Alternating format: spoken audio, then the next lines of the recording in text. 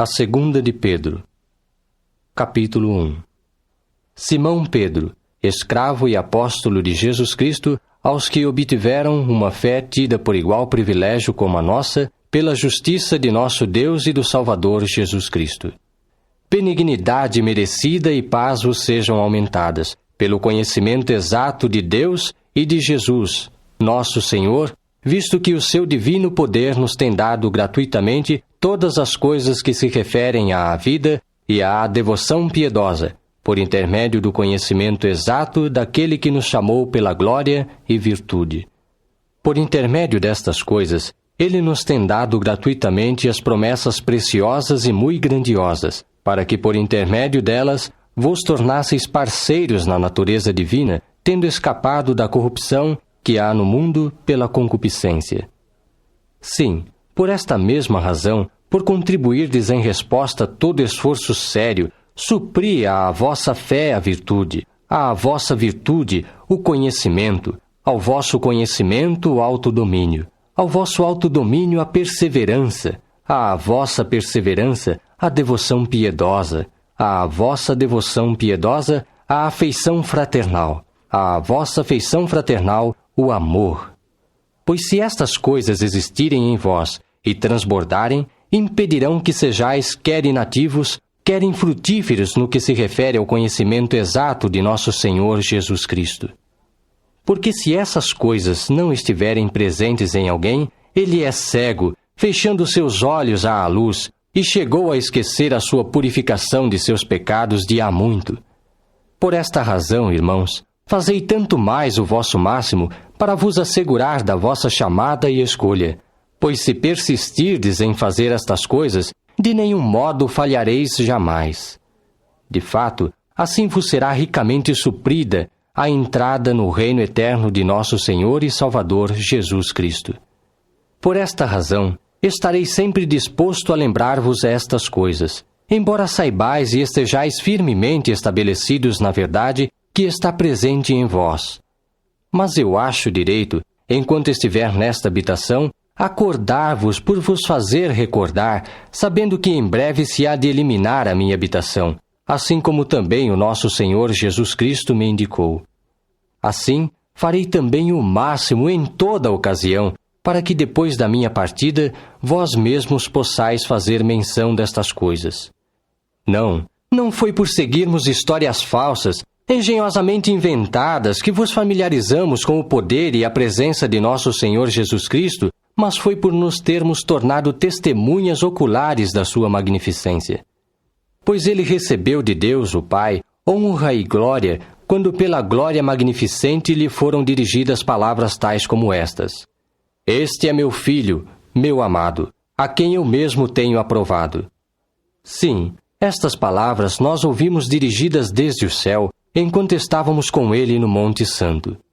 Por conseguinte, temos a palavra profética tanto mais assegurada, e fazeis bem em prestar atenção a ela como a uma lâmpada que brilha em lugar escuro, até que amanheça o dia, e se levante a estrela da alva em vossos corações. Pois sabeis primeiramente isto, que nenhuma profecia da Escritura procede de qualquer interpretação particular. Porque a profecia nunca foi produzida pela vontade do homem, mas os homens falaram da parte de Deus conforme eram movidos por Espírito Santo. Capítulo 2. No entanto, houve também falsos profetas entre o povo, assim como haverá falsos instrutores entre vós. Estes mesmos introduzirão quietamente seitas destrutivas e repudiarão até mesmo o dono que os comprou, trazendo sobre si mesmos uma destruição veloz. Outros sim, muitos seguirão os seus atos de conduta desenfreada, e por causa destes falar-se-á de modo ultrajante do caminho da verdade. Explorar-vos-ão também em cobiça, com palavras simuladas. Mas quanto a eles, o julgamento desde a antiguidade não está avançando vagarosamente, e a destruição deles não está cochilando. Certamente, se Deus não se refreou de punir os anjos que pecaram, mas lançando-os no Tártaro, entregou-os a covas de profunda escuridão, reservando-os para o julgamento.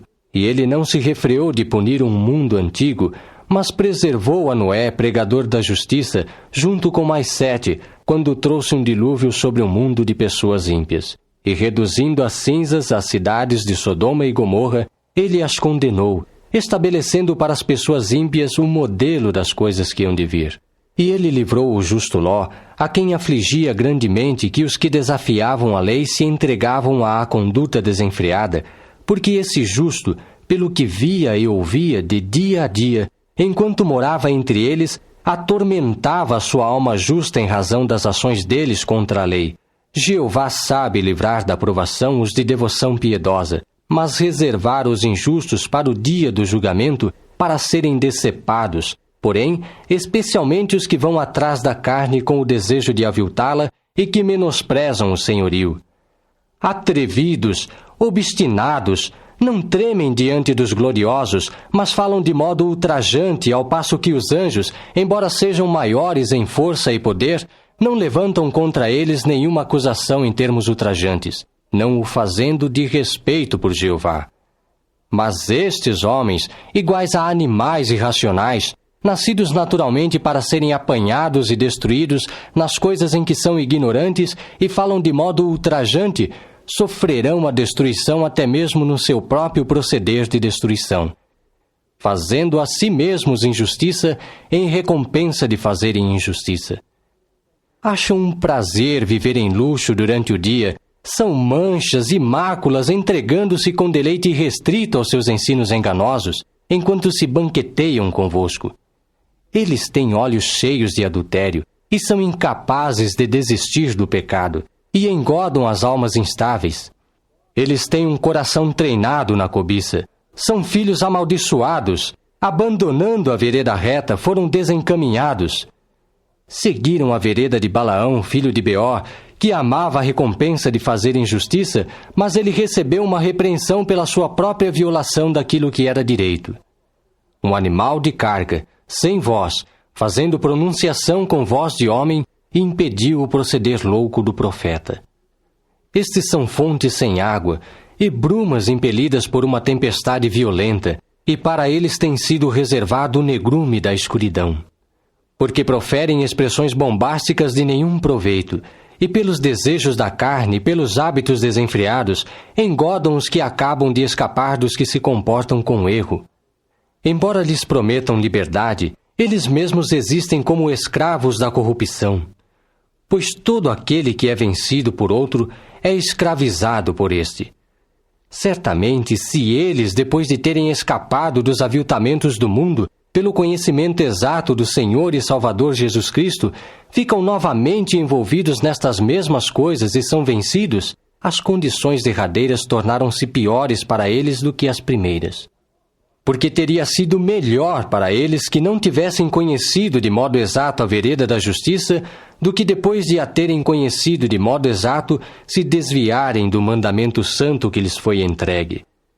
Com eles aconteceu o que diz o provérbio verdadeiro: o cão voltou ao seu próprio vômito, e a porca lavada a revolver-se no lamaçal. Capítulo 3. Amados, esta é agora a segunda carta que vos escrevo, sendo que nela, como na minha primeira, estou acordando as vossas claras faculdades de pensar por meio de um lembrete, para que vos lembreis das declarações anteriormente feitas pelos santos profetas e do mandamento do Senhor e Salvador por intermédio dos vossos apóstolos. Pois sabeis primeiramente isto, que nos últimos dias virão ridicularizadores com os seus escárnios, procedendo segundo os seus próprios desejos e dizendo: onde está essa prometida presença dele? Ora, desde o dia em que os nossos antepassados adormeceram na morte, todas as coisas estão continuando exatamente como desde o princípio da criação. Pois, segundo o desejo deles, escapa-lhes este fato, de que desde a antiguidade havia céus e uma terra sobressaindo compactamente a água, e no meio da água pela palavra de Deus. E por esses meios, o mundo daquele tempo sofreu destruição ao ser inundado pela água. Mas pela mesma palavra, os céus e a terra que agora existem estão sendo guardados para o fogo e estão sendo reservados para o dia do julgamento e da destruição dos homens ímpios. No entanto, não vos escape este único fato, amados. que um só dia é para Jeová como 1000 anos, e 1000 anos como um só dia.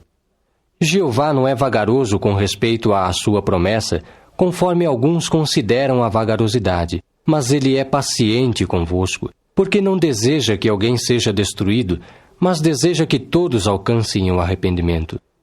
Contudo, o dia de Jeová virá como ladrão, sendo que nele passarão os céus com som sibilante, mas os elementos estando intensamente quentes serão dissolvidos, e a terra e as obras nela serão descobertas. Visto que todas estas coisas hão de ser assim dissolvidas, que sorte de pessoas deveis ser em atos santos de conduta e em ações de devoção piedosa, aguardando e tendo bem em mente a presença do dia de Jeová, pelo qual os céus estando incendiados serão dissolvidos, e os elementos estando intensamente quentes se derreterão. Mas há novos céus e uma nova terra que aguardamos segundo a sua promessa, e nestes há de morar a justiça. Por isso, amados, visto que aguardais estas coisas, fazei o máximo para serdes finalmente achados por ele sem mancha nem mácula e em paz. Além disso, considerai a paciência de nosso Senhor como salvação, assim como vos escreveu também o nosso amado irmão Paulo, segundo a sabedoria que lhe foi dada, falando destas coisas como faz também em todas as suas cartas. Nelas, porém, há algumas coisas difíceis de entender, as quais os não ensinados e instáveis estão deturpando, assim como fazem também com o resto das Escrituras, para sua própria destruição. Vós, portanto, amados, tendo este conhecimento adiantado, guardai-vos para que não sejais desviados com eles pelo erro dos que desafiam a lei e não decaiais da vossa firmeza. Não, mas prossegui crescendo na benignidade merecida e no conhecimento de nosso Senhor e Salvador Jesus Cristo. A ele seja dada a glória, tanto agora como até o dia da eternidade.